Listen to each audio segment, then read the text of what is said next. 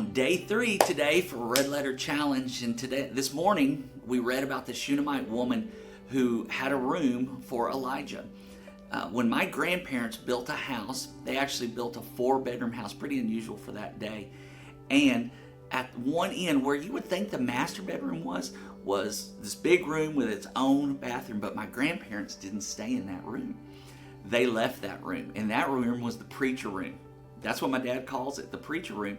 And every time that they had a revival or a special service, the guest preacher got to stay in that room. My dad remembers growing up with actually some pretty famous preachers who would come to their town and preach these sermons.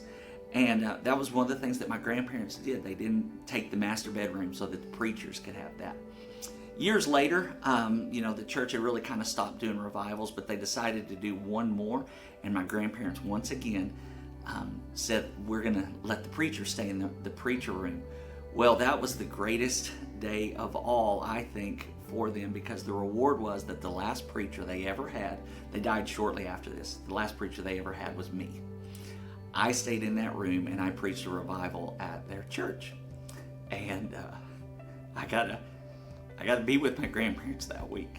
And there is beauty and wonder in serving. And when we serve Jesus, sometimes the reward comes back to us in ways that we never expected. The Shunammite woman opened up her house. My grandparents did. What can you do today to serve Jesus and see, not for the reward for you, but for the kingdom of God to expand? I love you, River Valley.